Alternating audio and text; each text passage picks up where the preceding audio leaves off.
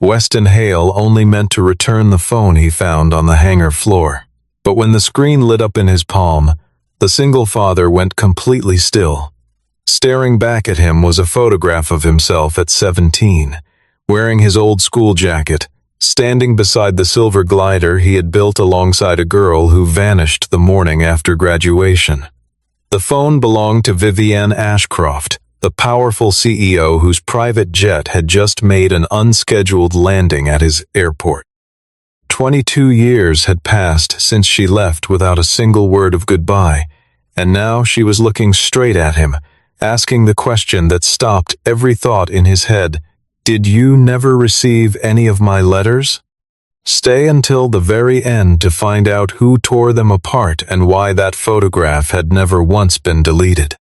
The evening shift at Lakehurst Regional Airport began like most others. Quiet runways, instrument checks, the particular hum of ground support equipment moving in the blue-gray light of a Michigan dusk.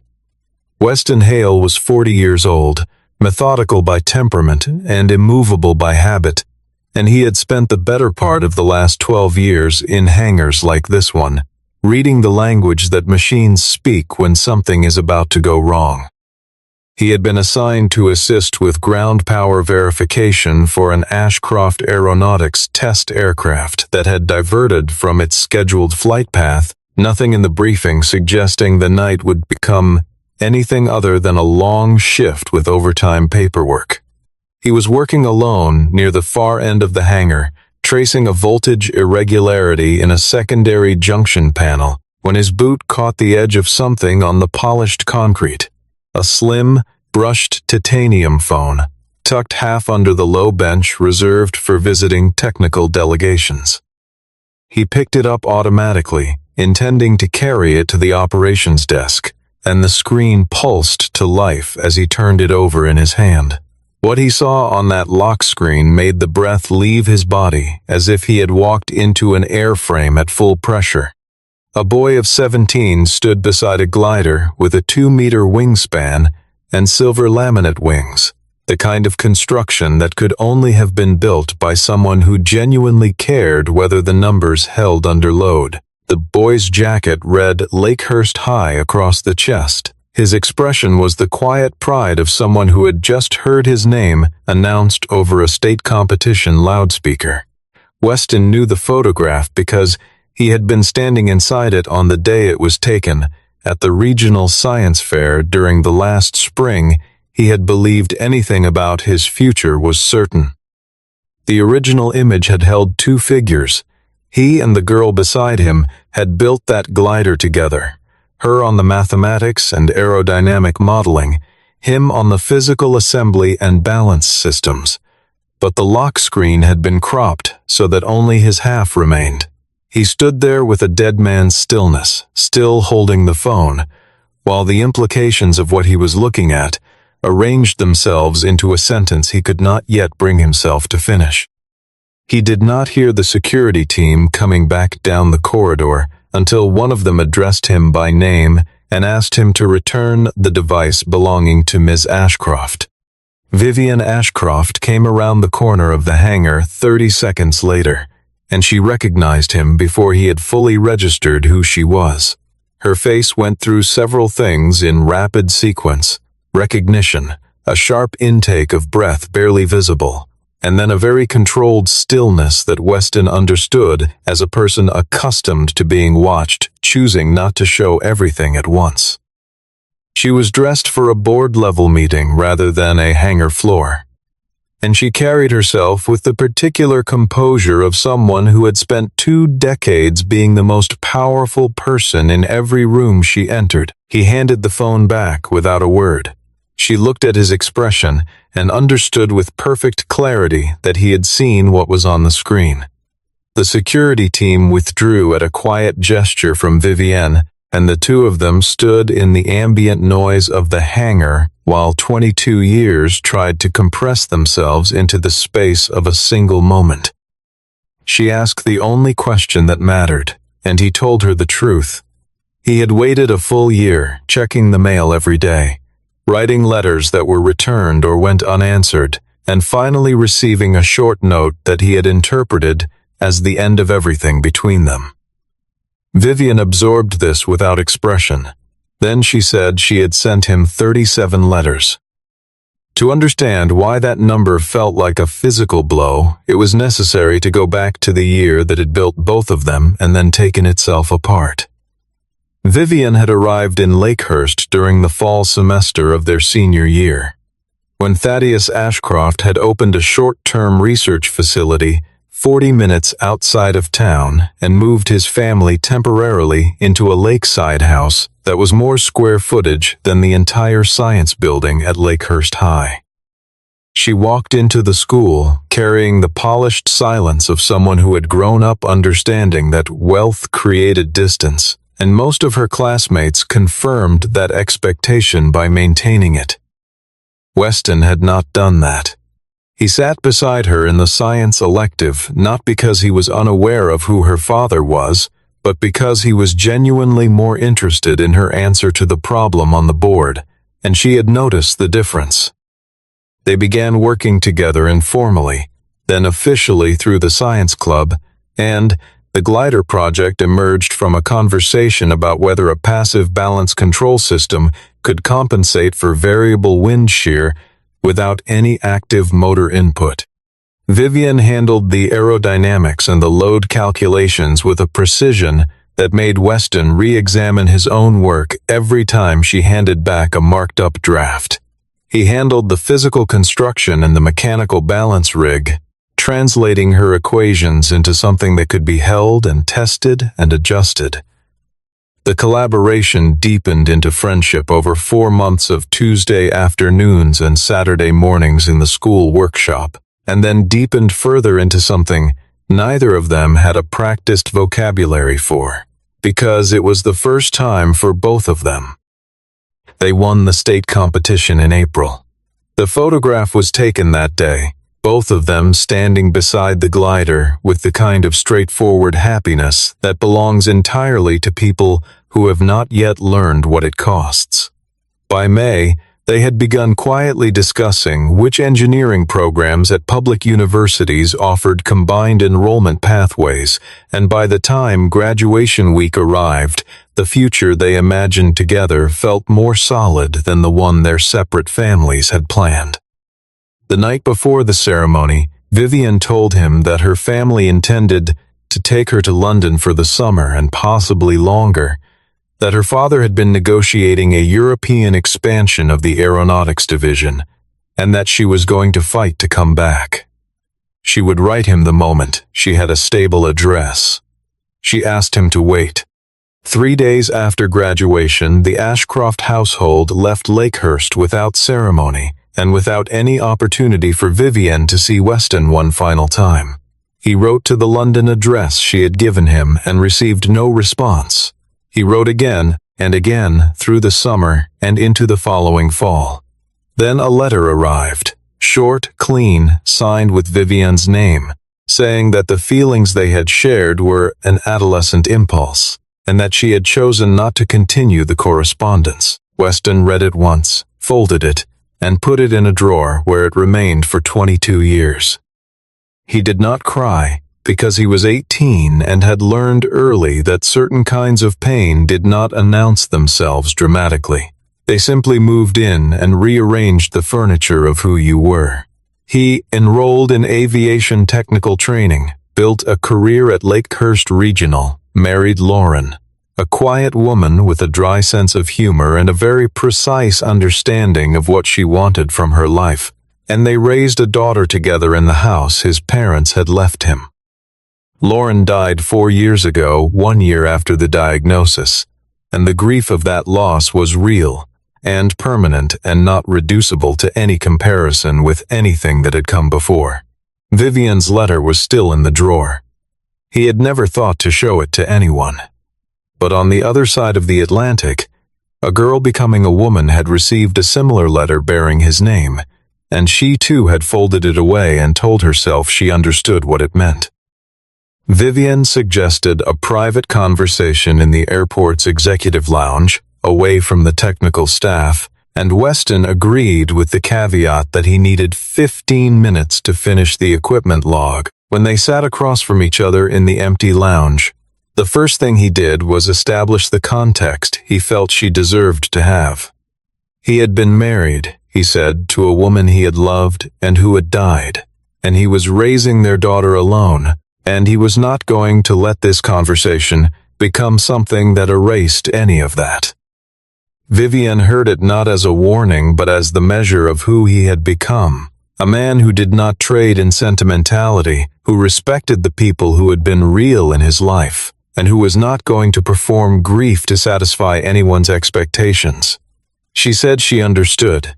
She did not attempt to reframe the night as a reunion. She explained the photograph calmly. It was a digital scan of the only physical image she had retained from that year, taken from her mother's storage before the older woman moved to a smaller apartment, and the crop on the lock screen was an accident of the phone's display geometry. The full image included her, standing on his left, but the clock widget covered that half of the frame. She had never changed it. She offered this information without defensiveness, which told him more than any explanation would have. She had not married. There had been a brief engagement to someone her family approved of, a man from an acceptable background with appropriate connections, but she had ended it within 8 months when she understood that his interest was entirely in the Ashcroft balance sheet. She had built the company, expanded the commercial division, pushed the Aurelian program past 3 board vetoes, and done it while being the only Ashcroft who had ever actually studied aeronautical engineering rather than simply inheriting the nameplate. Weston asked why she had never found him through public records or professional directories, and she answered with the kind of honesty that costs something. She had found him years ago, seen that he was married with a child, and made the deliberate choice not to introduce any disruption into a life that appeared complete. She had considered this a decision made out of respect.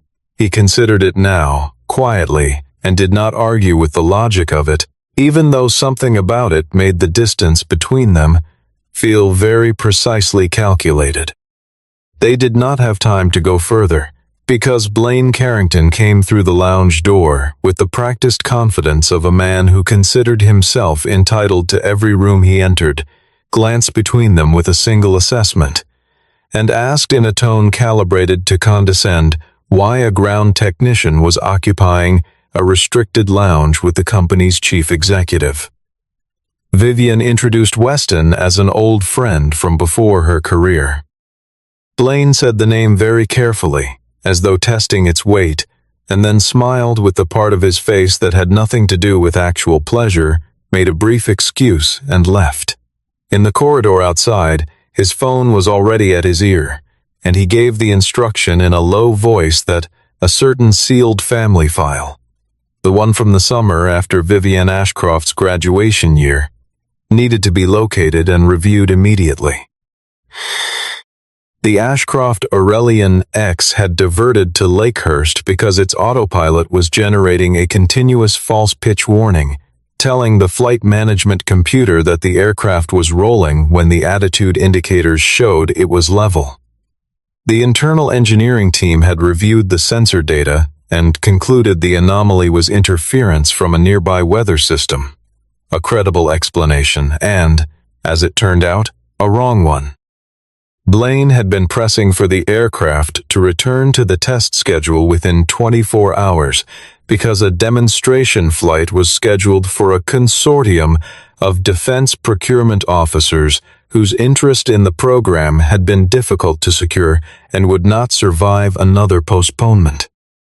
The internal team had signed off on the return to service document, and Blaine had already sent the updated flight plan to the visiting delegation when Weston, running a routine ground power continuity check, noticed something in the electrical load patterns that the main diagnostic software had not flagged. The pitch error only appeared during windows when both the anti-ice system and the flight data transmitter were drawing power simultaneously. Alone, each system tested clean. Together, they produced a voltage ripple below the alarm threshold, but sufficient to feed the inertial reference unit a fractionally incorrect signal.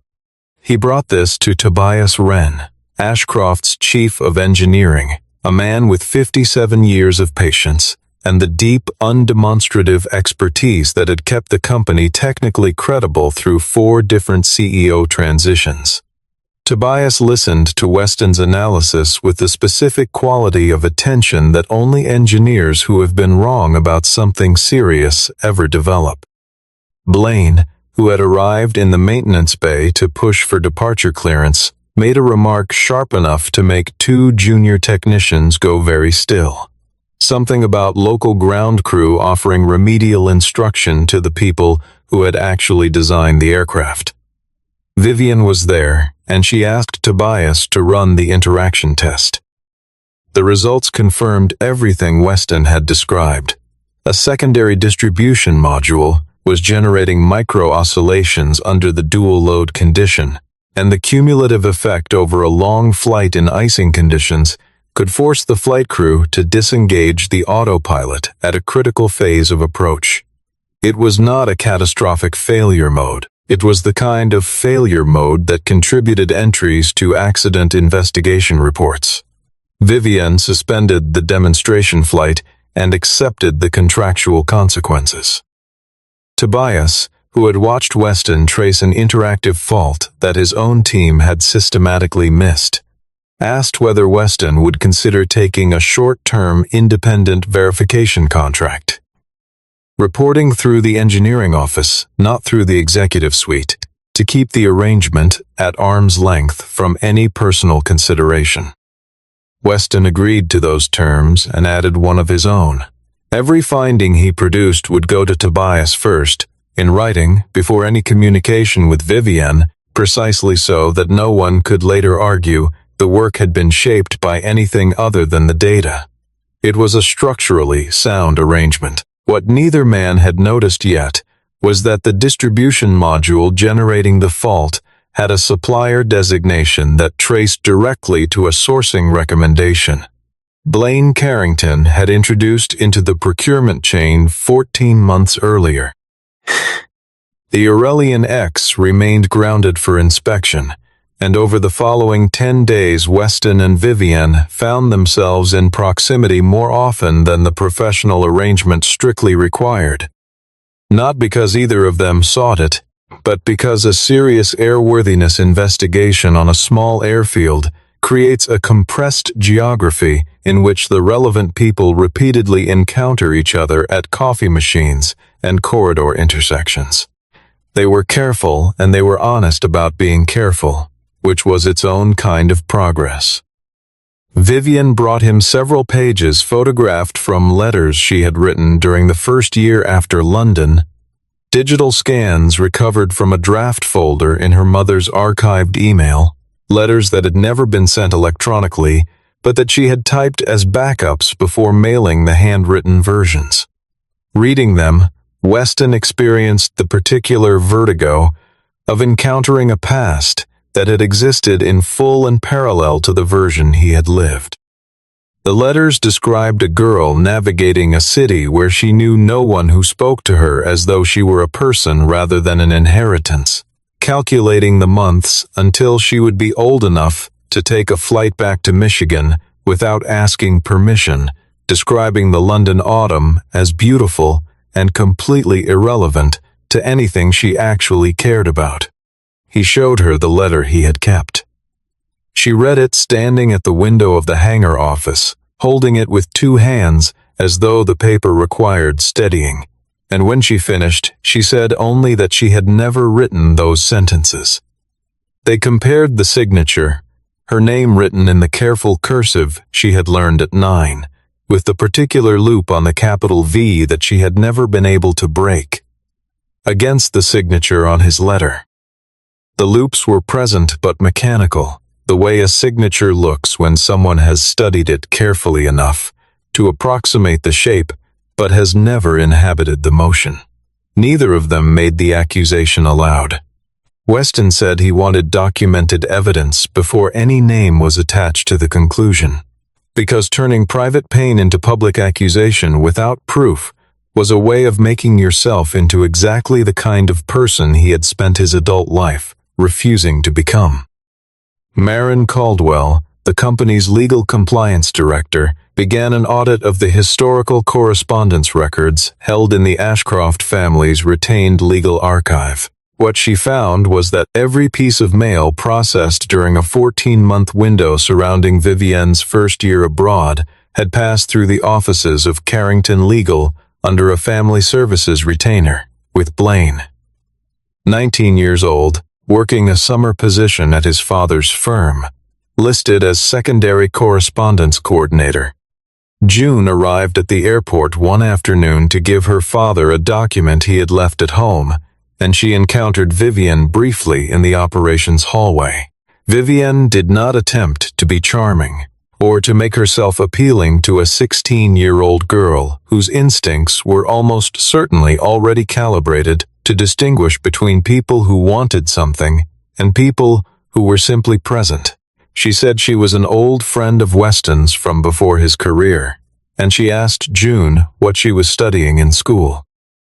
June said astronomy and photography, and Vivienne said those were two disciplines that rewarded the same fundamental skill, knowing exactly where to point your attention. June went home and mentioned to her father, with the careful neutrality of a teenager who had decided not to editorialize, that his friend seemed like someone who gave answers instead of performances. That same evening, Weston found the old photograph of the glider in the family memory box on the hallway shelf, a physical print, slightly faded at the edges, with both figures intact. Himself and Vivienne, the full image, neither of them cropped out of each other's story. He turned it over. On the back, in handwriting he barely recognized as his own younger self's, were the words, "Wherever you are, I'll still be waiting for an answer." The scandal arrived in the form of a photograph and a headline.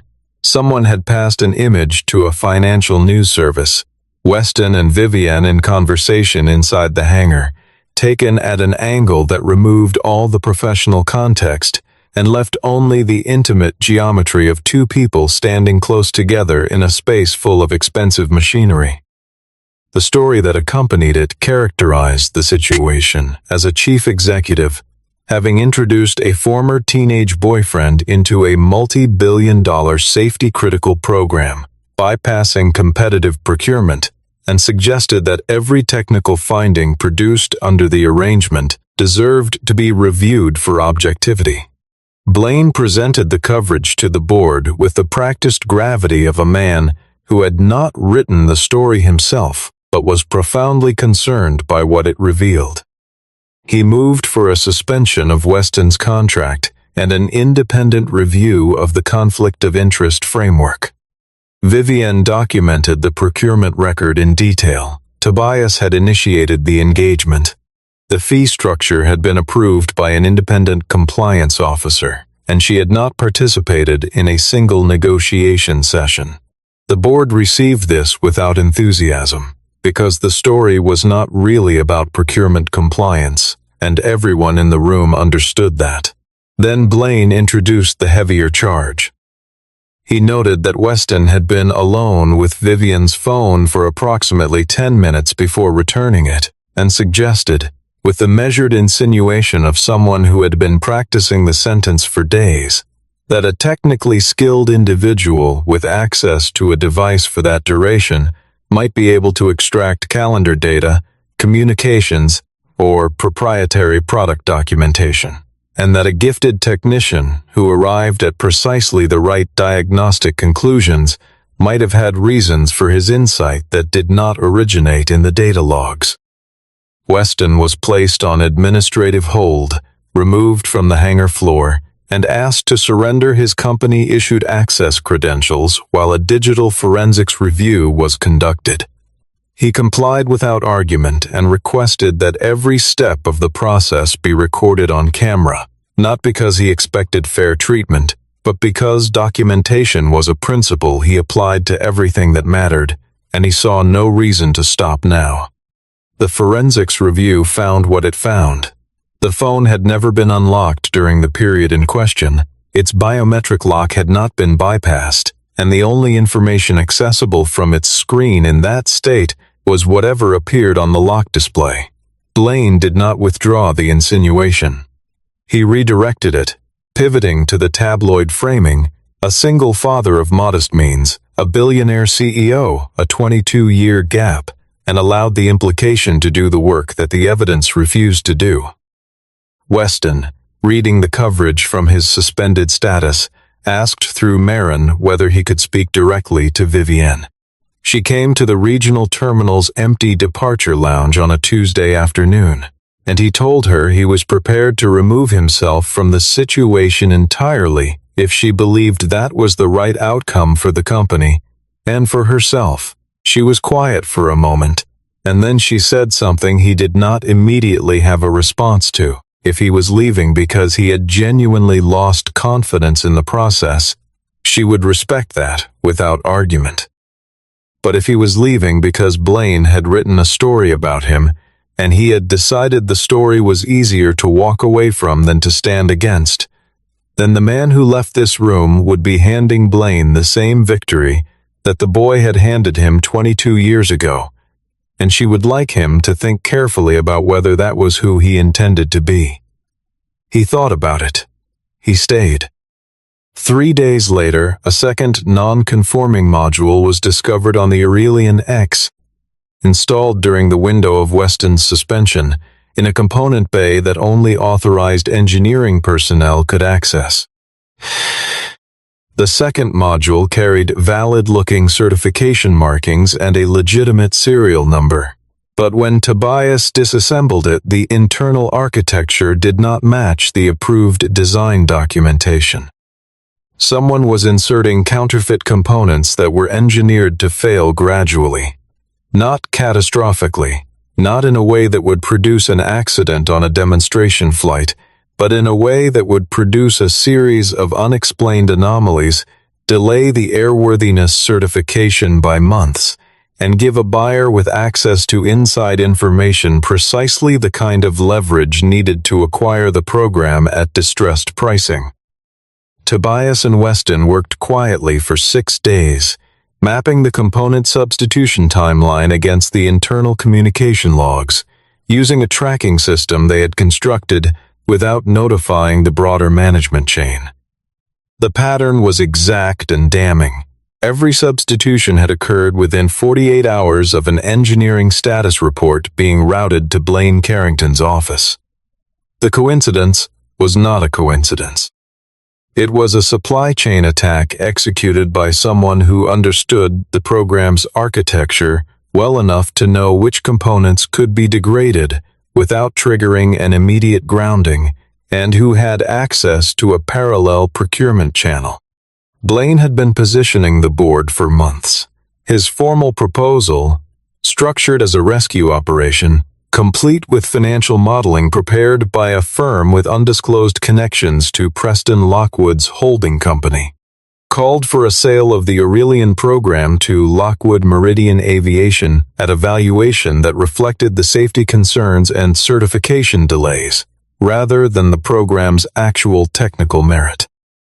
Preston had presented himself publicly as an interested acquirer responding to a distressed asset.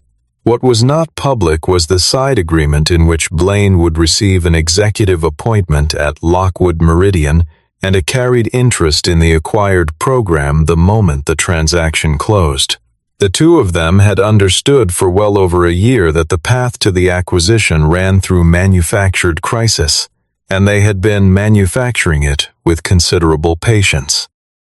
Meanwhile, something quieter was happening between Weston and Vivienne, not a restoration of what they had been at 17, because those two people were gone and neither of them was foolish enough to pretend otherwise, but a slow, honest reconstruction of the trust that had been broken by someone else's decision, tested against the people they had actually become. They agreed, without making it into a formal declaration, that nothing between them would move forward while the investigation was active. Vivian said she did not want Weston to ever be described as someone she had rewarded. He said he did not want his daughter to think he was trying to relive a chapter that belonged to a version of himself she had never met. Thaddeus Ashcroft contacted Weston directly during this period, through a formal letter delivered to the Lakehurst Regional Operations Office. The letter was courteous and entirely clear in its intent. Thaddeus acknowledged that Weston had displayed genuine competence in identifying risks to the program, but asked him, as a father, in direct and personal terms, to consider whether his continued presence in his daughter's professional life was good for either of them. Weston went to see him in person, which the old man had not expected. He sat across from a 70-year-old industrialist in a study full of framed certifications and said, without particular heat, that he had left once before because he had believed Vivienne wanted him gone. That belief had been given to him by someone else, and he had lived with its consequences for more than 2 decades, and he was not going to act on someone else's assessment of Vivienne Ashcroft's best interests a second time. Thaddeus was silent for a long moment. Then he said, in a voice that carried the particular weight of a man confronting something he had built without knowing its full dimensions, that he had only ever asked his lawyers to hold the correspondence for a season, to give Vivienne time to adjust before letting the summer romance resume, if it was going to. He had not given any instruction to fabricate anything, and he had lived with what he now understood had happened in that office, under the cover of his authority, as the most expensive mistake of a lifetime that had not been short on expensive mistakes.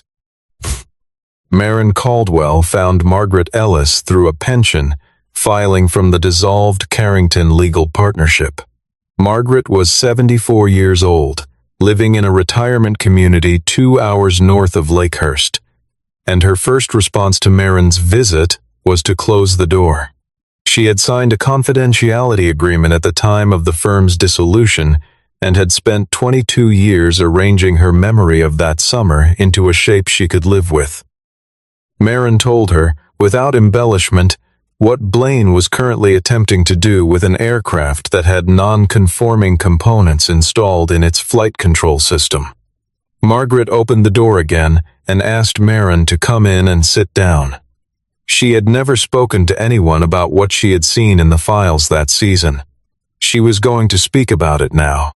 Her account was precise in the way that accounts become precise when they have been reviewed privately for many years, by someone who knows they are carrying a weight that may one day have to be set down. Thaddeus had instructed the firm to intercept and hold the correspondence, nothing more. A 3-month delay after which the letters would be forwarded and Vivienne could respond however she chose. Blaine, working as a summer associate and already demonstrating the particular ambition that would define his adult career, had gone further on his own initiative. He had held every letter from Weston. He had held every letter from Vivienne. He had composed 2 brief letters of termination, one in each voice, approximating each signature, and ensured they arrived at their destinations through a forwarding arrangement that bypassed the official hold. He had told Vivienne, when he visited London the following winter under the pretext of family business, that Weston had started seeing someone new. Margaret had seen the correspondence ledger. She had the entry numbers. 37 letters from Vivienne Ashcroft to Weston Hale, received and sequestered between June and the following August. 29 letters from Weston Hale to Vivienne Ashcroft, received and sequestered across the same window. All of them held in archive.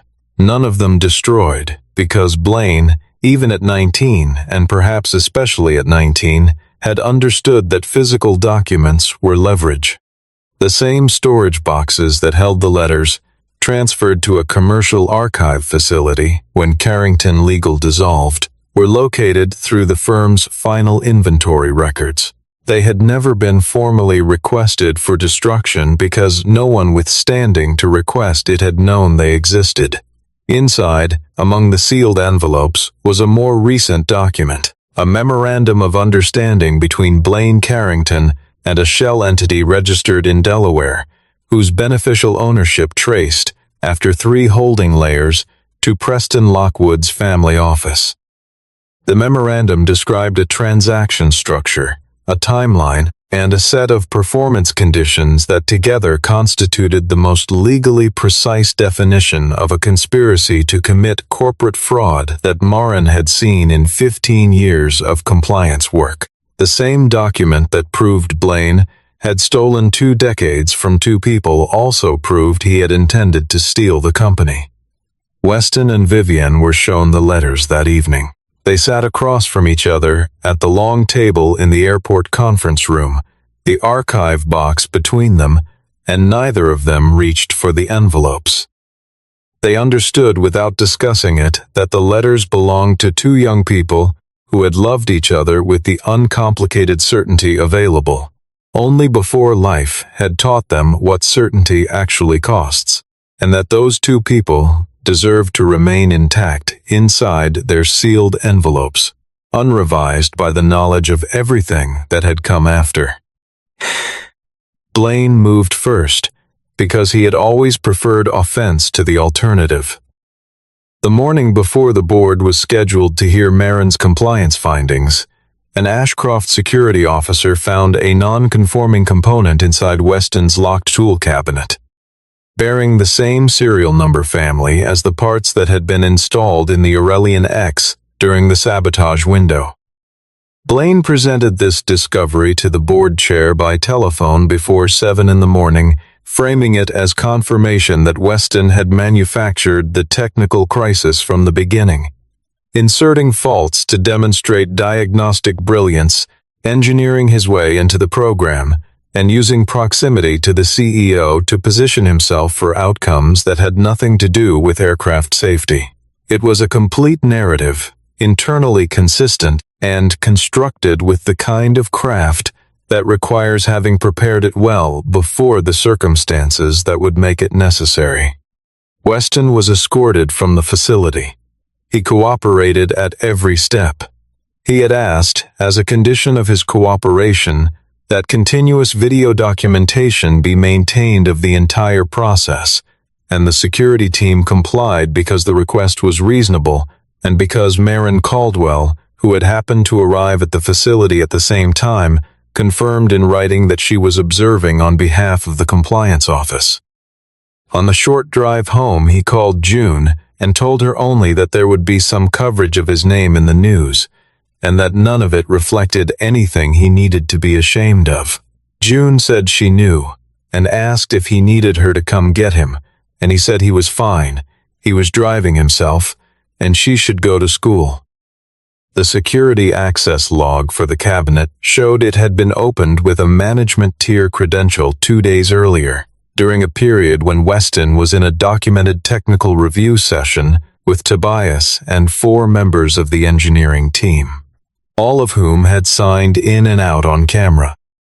The corridor camera covering the tool bay had experienced an 11-minute outage during that window, a scheduled maintenance pause, according to the submitted work order, except that no maintenance had been performed on that camera system in the preceding quarter, and the outage corresponded exactly with elevator records, showing that Blaine's personal assistant had descended to the technical floor and returned 12 minutes later. Weston reviewed the available data from his suspension and told Tobias that Blaine was accelerating, which meant the demonstration flight window was critical to the scheme in a way that had not been fully understood. If the Aurelian X flew with the current component configuration, it would produce exactly the class of visible, documentable failure that would justify the board accepting a distress-priced acquisition offer. Vivian suspended the flight. The board was angry. Lockwood Meridian's representatives withdrew from the room, and Blaine Carrington filed a motion for a vote of no confidence in the CEO. The board convened in the Ashcroft headquarters main conference room, and Blaine structured his presentation with the theatrical confidence of a man who believed he was delivering a verdict rather than making an argument. He laid out the accumulation, the phone, the contract, the component found in Weston's cabinet, the flight cancellations, and he returned to it deliberately, knowing its power, the lock screen photograph of a 17-year-old boy that a 40-year-old chief executive had been carrying for reasons she had never disclosed to her governance structure. He suggested that the board was entitled to draw its own conclusions about the quality of judgment that produced that series of decisions. Vivian responded to the photograph directly. She said a personal image on a private device was not a governance matter, that it did not demonstrate professional incapacity, and that anyone who wished to argue otherwise was welcome to articulate the specific policy it violated.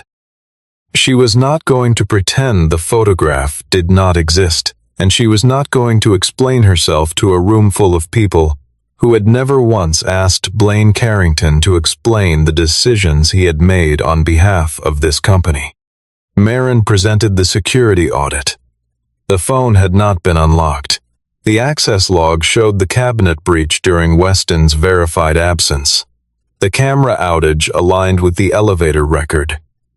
Tobias followed with the engineering data, presenting in his precise and unhurried manner the complete fault analysis, the component substitution timeline, and the correlation between each substitution and a report routing through Blaine's office.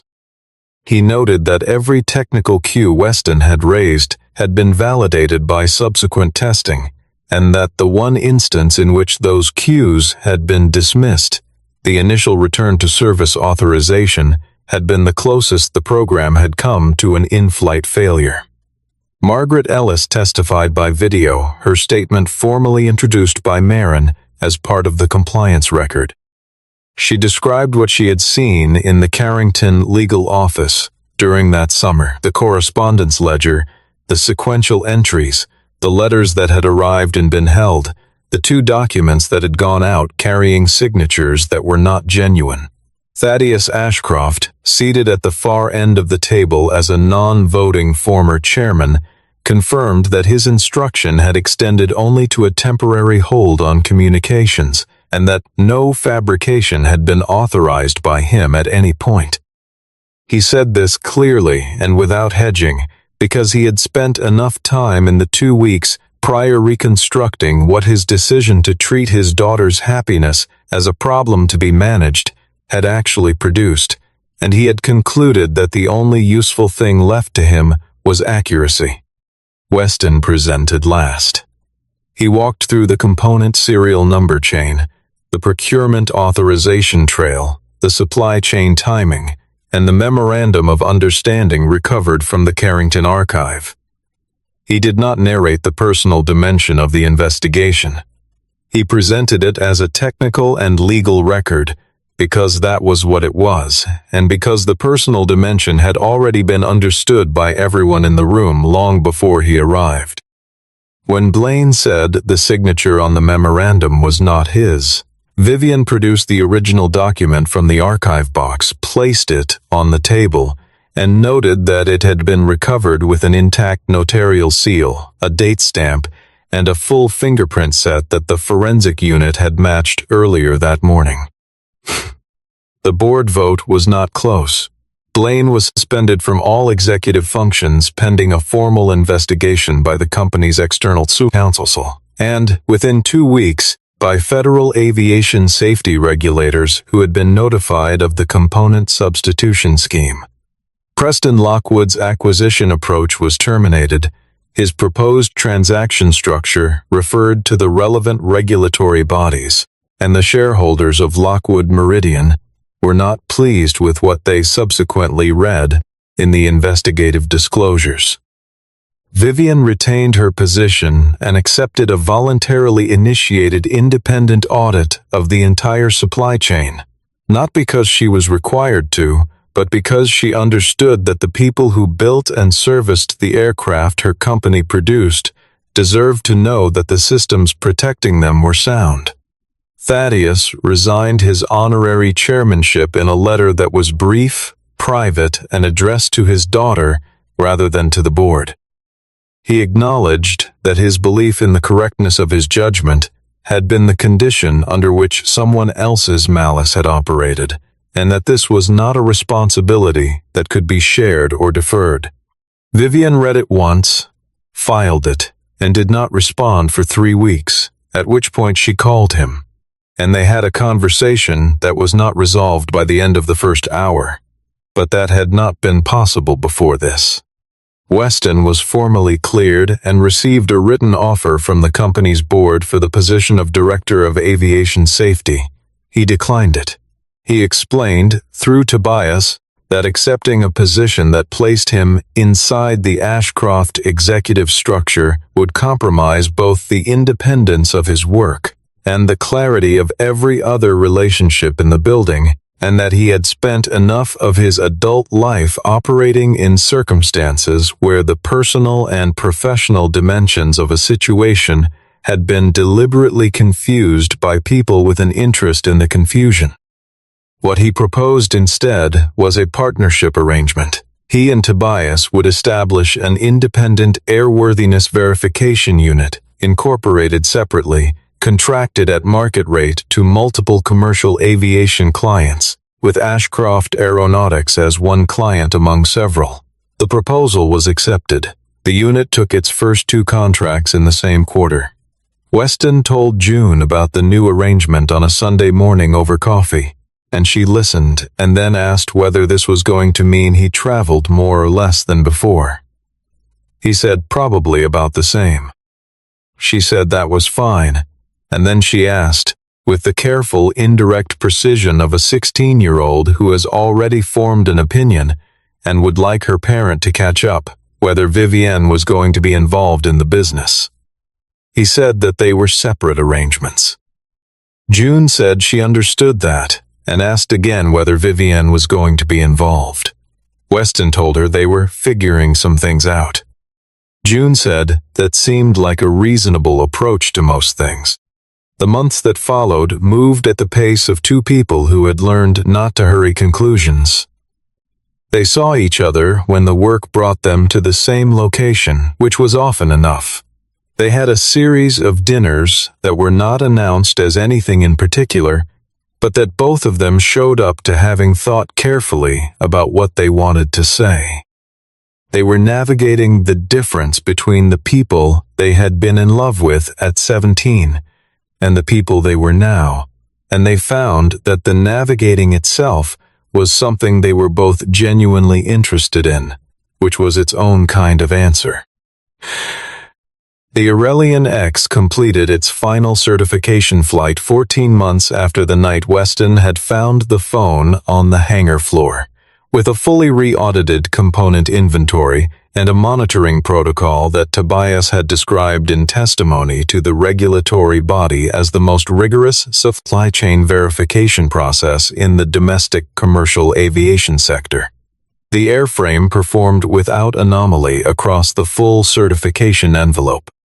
Weston was not aboard, because his role was in the analysis that preceded and followed flight, not in the flight itself.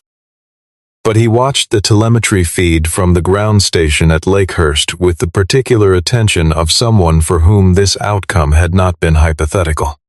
June graduated from Lakehurst High on a warm June evening, under the same sky that had covered the science fair where her father had built something he was proud of and stood beside someone he had not yet understood he was going to lose. Vivian attended the ceremony and sat next to Weston in the second row of the general seating, not in the reserved section, not as a distinguished guest or a donor to the school foundation, but as someone who was there because she wanted to be, for reasons that were entirely personal. June walked across the stage and found her father's face in the crowd and smiled the specific smile of a person who is satisfied with how things have turned out. After the ceremony, they went together, Weston, Vivienne, and June, back to the old municipal hangar where the original glider had been stored after its return from the state competition. The model had been professionally restored some years earlier as part of a local aviation history project and hung suspended from the ceiling on two thin cables, silver laminate wings precisely as they had been, the balance rig still visible beneath the fuselage. Weston had arranged to have the original full photograph mounted and framed on the wall beneath it. Both of them, unedited, standing together with the whole future apparently ahead of them. Vivienne handed him her phone. The lock screen had been changed.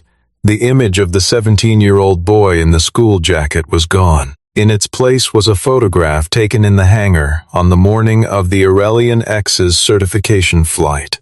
Weston on the left, Vivienne on the right, June between them, all three looking at something outside the frame, and all three of them laughing at whatever it was. He looked at it for a moment and then asked whether replacing the old photograph meant she had decided to let go of the past. She said no. She had kept the original in a separate folder because it belonged to a version of herself she still wanted to be able to find. She had changed the lock screen because she no longer needed an old memory as a placeholder for someone she had actually found in the present. He reached into the inside pocket of his jacket and took out an envelope he had been carrying for a week.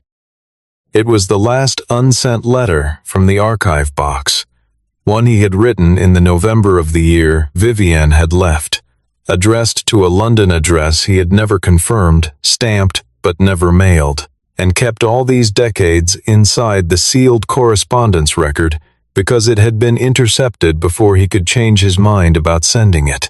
He had read it once after receiving it back from the archive, then resealed it. The final sentence, legible through the envelope's worn translucency when held up to light, read, "If we ever find each other again, I hope I still have the courage to ask you one more time." Vivienne looked at the envelope and asked what he had wanted to ask.